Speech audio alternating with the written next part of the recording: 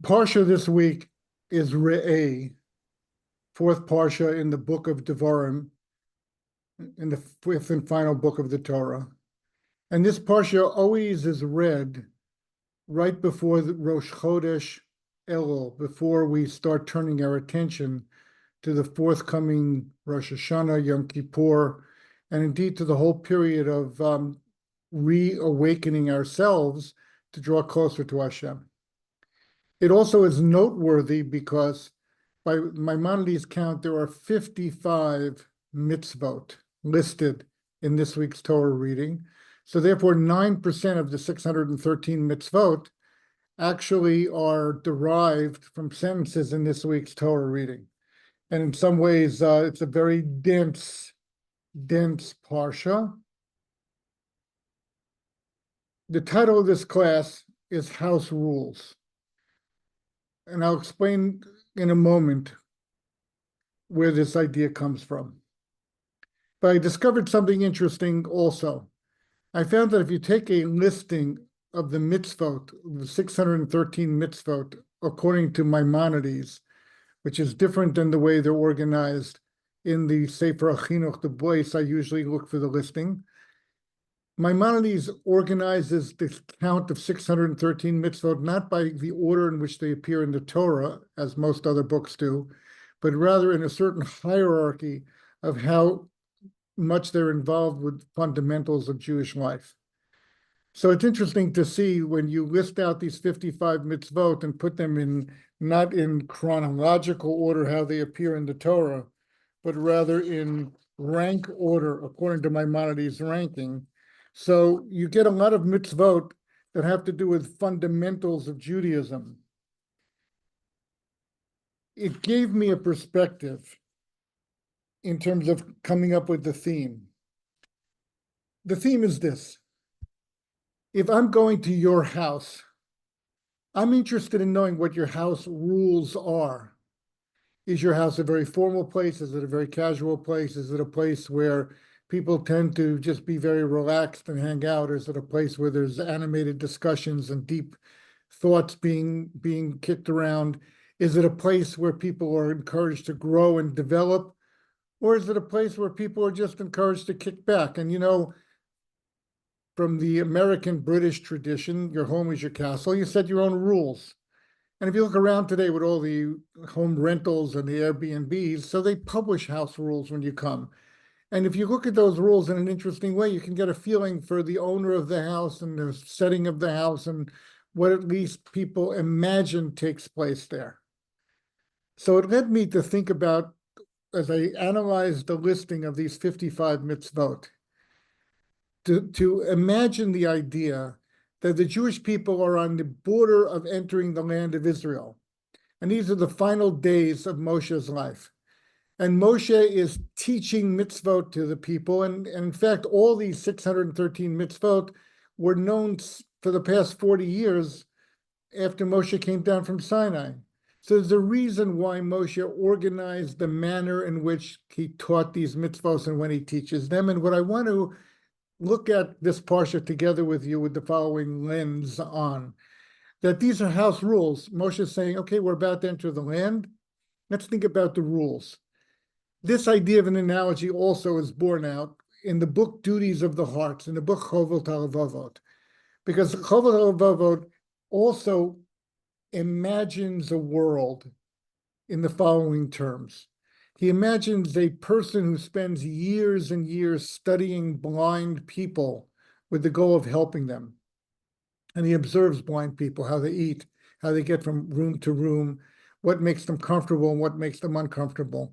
And after years of scientific inquiry, he designs a home for the blind, and he sets it up meticulously in a way in which everything is most accessible, most conducive to comfort and to growth, and to a person being able to live in the home with a sense of, this is my home. And then after all this planning, the scientist opens up the home, and lo and behold, the blind people come in, but they're not interested in him explaining, this is how you use this is how the bathroom is set up, this is how the dining room is set up, this is how the kitchen works, this is where the recreation area is. They just sort of start running amok, coming through the house, tripping, falling, hurting themselves, falling over things. And quickly the designer, the scientist who designed this home specifically to help blind people, realizes that he was wasting his time, unfortunately. And it's only after a lot of harm and a lot of chaos can he really get the attention of some of the people in the house who are interested now in him explaining to them, this is the way things have been set up for your benefit. This is how you can utilize the house in the best way for your comfort, for your growth, for your progress, so that it feels like home for you. And a small subset tries to continue living in the house while others are still running amok and not listening to the rules and living in a chaotic, harmful, self-destructive situation. And of course, the Chovot HaLevavot, the book duties of the heart, uses this analogy as to the world. In other words, God conceived of a world, and he conceived of human beings, and every ingredient and every detail was meticulously set up. And of course, originally, Adam and Eve were placed into the Garden of Eden, the perfect setting for them to live in full connection with God. Again, rules are not followed. The whole nature of life changes. They find themselves hurried out of the protective environs of Gan Eden. And we find mankind now making our way through the world and reaching the point where there was the flood in Noah's time, reaching the point where there was the great dispersal in the time of the building of the Tower of Babel, reaching the point where until Abraham began calling out in God's name, the world is described as 2,000 years of void and emptiness. So this notion of there being house rules, this notion of tuning in to the intentionality of the Baal Habayit, of the owner of the house, is a big idea. And I think it resonates with me when you look at the beginning of this week's Torah reading, which is on page 998, 999 in the Stone Chumash. It's the book of Devarim, the book of Deuteronomy, chapter 11, sentence 26. And it begins, Re'eh, see, I present before you today a blessing and a curse. The blessing that you hearken to the commandments of Hashem, your God, that I commanded you today, and the curse if you do not hearken to the commandments of Hashem, your God, and you stray from the path that I command you today to follow gods of others that you did not know.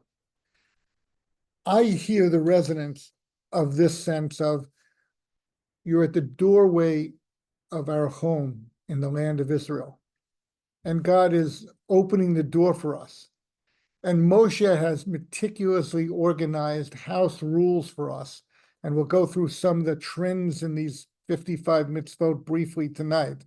And they're all there to make it conducive for us to live in the land that God promised to our ancestors for our benefit.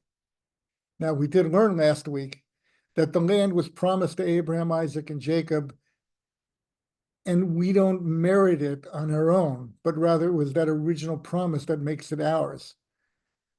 It's also an important idea to understand. Vis-a-vis the world outside of us, we have a very clear stance in Jewish tradition. And Rashi, it's the first comment of Rashi on why the Torah begins with Genesis, Bereshit bara Elokim, in the beginning God created the world, lest the nations of the world challenge us and say, why is it that you hold on to this piece of land, the land of Israel? Who says it's yours? We have the right to say the same God who created heaven and earth promised us this land, set it aside for us. It's our land. That's why we have rights to it. That's why you cannot contest our rights. The way Rashi explains the beginning of the Torah. But when it comes to us internally, not in terms of competing with other nations of the world, it's for us to understand that we live in God's palace, in God's home. We live in the land that is most dear and sanctified and important in the eyes of God. And the Torah tells us that in many, many places.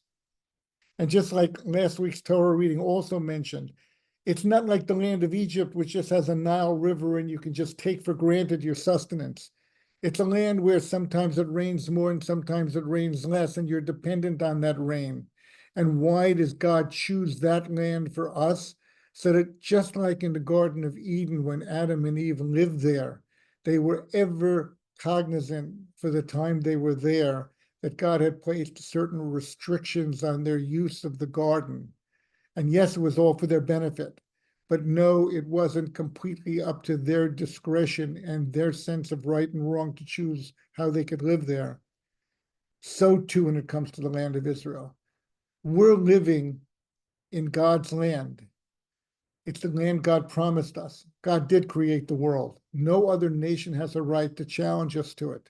However, God has the right to show us the door when God feels as though we're not following the house rules and living within the land of Israel. And that's what's happened. That's Jewish history. That's the building of the first temple and the destruction of the first temple. That's the exile to Babylonia and the return and the building of the second temple and the exile under Roman rule. It's the whole history of the Jewish people wherever we are, that there are house rules for us to live in accordance with. And to the extent that we do so, we merit God enveloping us with blessing. And to the extent that we don't, we're up for grabs. And although we do not disappear like the other nations of the world tend to do, because God makes sure we prevail ultimately and we survive, but we don't flourish in the way God would like us to, only to the extent that these house rules are in place. So I think that's that's the idea of seeing. And I would also refer to the beginning of the book, Mesilat Yesharim, Path of the Just, where he says the essence of life is clarifying ever more throughout your life, making ever more clear what your purpose is in the world, seeing the world through eyes that perceive the spiritual nature and opportunity for growth for a person, and learning to look away from those things which are temptations, which lead us astray, just like it's mentioned in the beginning of this week's Parsha. So this idea of see, open your eyes and see. And even if you think about the analogy with the blind people entering the house meticulously designed for their benefit, the scientist who created that home and who's inviting them in, he also, you could see him grabbing the blind people by the hand and saying, please listen to me. Please see, there's a plan here. You can't see with your eyes, but you could hear with your ears and you could follow with your heart that there is a plan, that there's a wisdom here, that things have been set up meticulously for your benefit. And although it takes discipline and paying attention to that and remembering to stay within the guidelines that are set for us, this could be the most pleasant of places imaginable, or it could be a living hell. And that's placed within our hands. Re'eh, behold, I place before you a blessing and a curse. And in this regard also, the commentary, the Sephorno, says very profoundly here. He says, understand something from the get-go. Is life only a blessing or a curse? Isn't there a middle ground? And the Sephorno says, no, there isn't. What does that mean? Don't take this the wrong way. It doesn't mean we don't have a chance, we shouldn't take opportunities to relax, to enjoy the world, to count our blessings, and to utilize privileges that we've earned or have been given to us for the sake of enjoying our lives. For sure, we should do that. But we need to understand ultimately that as the clock ticks forward, as we count down these days to the beginning of this month of Elul, and we count up to the Rosh Hashanah and the beginning of a new year, there's a lot at stake here. And with teachers, you realize, you talk to teachers before the first day of school begins, and you say, kids are going to walk into your room. If you slouch behind the desk and start telling jokes, you might forever destroy the opportunity for them to respect your classroom as a place of learning. By the same token, if you take the old school approach and raise your voice and discipline and take a very smothering hard line on the first day of school, you're going to instill a sense of fear and trepidation, which is itself is going to impede learning. So what's the real needle to be thread? It's to have classroom rules, house rules, guidelines for life that create a sense of seriousness and purpose, giving us the opportunity to express ourselves as individuals, giving us the opportunity to replenish our energies and our strength, and giving us the opportunity to enjoy one another's company, again, all within a framework that doesn't cause us to lose sight of everything going on. When you encounter the mitzvot in the order that they appear, and I just want to go over some of the concepts here, and I can't even go through all 55. But one thing that struck me, there's a whole group of mitzvot here, and I'll read a few of them to you. To redeem dedicated animals and to bring the offering to Jerusalem. Not to eat the second tithe outside of Jerusalem. Not to eat the second tithe products outside of Jerusalem. The Kohanim must not eat the first fruits outside of Jerusalem. The Kohanim must not eat meat outside the temple courtyard when it's of a certain level of holiness. When you bring an offering, there's jurisdictions within which they can be eaten and jurisdictions in which they cannot. We've already gone through about 9 or 10 of the 55 mitzvot here. So construe this, and those are amongst the first one mitzvot we encounter. Construe this as follows. We're entering Hashem's house. There's a place to eat, there's a place not to eat. There's a place of greater holiness and seriousness. And then there's a playroom, and there are places where you can relax more. It's organized in such a way. We have this in our own lives. We need to create this in our own lives. There are times to gather around a table and to seriously celebrate and enjoy Shabbat, but to do so within the confines of Shabbat. There are other days just to kick back and have a birthday party for a child and let the ice cream bounce off the walls and the ceiling, and you'll have to clean it up afterwards. But there needs to be a sense of spatial importance within the domains in which we live. And there's many examples of that. Another theme, which I pick up with many, many of the mitzvot here, is be aware of how are you impacting the others sharing the house with you. We have the group of mitzvot in chapter 13, which is called a mesit, someone who entices others into idolatry. We have a city that goes astray. We have all these rules which require us to protect the internal atmosphere of our society, of the land in which we live. It's analogous to a mitzvah that does not appear in this week's Parsha, but is that when an army goes out to war and you're under stress, there has to be an area designated to be used for bathrooms outside the camp, because there's no excuse not to have a sense of understanding that if we're sharing the space together, we have to protect our dignity, and we have to recognize the fact that any action that I take is going to rub off on someone else, positively or negatively. It could become a blessing or it become a curse. A lot more about eating and what eating is. Eating is an opportunity for socializing. For people who grow up in traditional homes, or what they understand how much of a family's culture and identity comes from discussions around a dinner table, around a Yom Tov meal, a lot of preparation. You come to the table dressed nicely. You come to the table ready to hear and to contribute and to learn, and most of all, to be respectful and kind, and to see to it that everybody's involved in a positive way. Those laws also appear here. Hence, we have the mitzvah of giving charity. We have the mitzvah of lending money, even if the Shemitah year, even if loans will not be collectible after a certain time.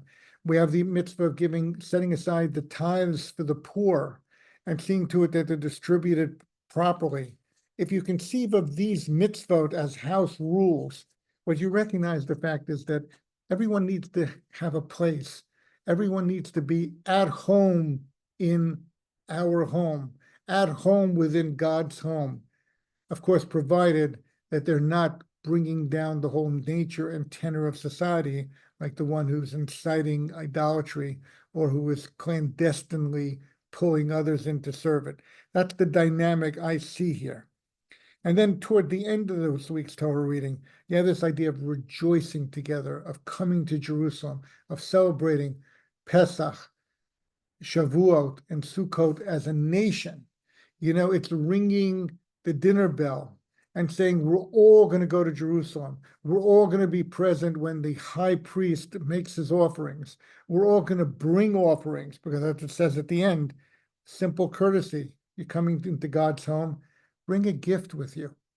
You know, the simplest thing, you know, when I was a kid and I'd be away in yeshiva and I might call my parents on a Thursday and say, oh, you know, I'm going to so-and-so's home for Shabbat. The first question was, well, are you bringing something with you? Or you have a little gift, bring some flowers, bring a bottle of wine. Don't come empty-handed. That's literally what the Parsha says at the end. Come to Jerusalem to celebrate together as a people. Come to strengthen one another in the holy confines of the Beit HaMikdash, of the temple. Come to see the Sanhedrin in all of its glory that meet on the side of the temple. Come and see the Kohanim making their offerings. Come and participate in all the pomp and circumstance, and bring your children with you so you can all enjoy together. But don't come empty-handed. Come as a contributing member, not just as an observer who's distant and apart, and not just as a person who wants to capture some inspiration for myself without any sense of being an active participant and magnifying the joy and happiness with everyone else. In the middle of this week's Torah reading, in chapter 14, sentence 1, and let's just take a moment to find it here.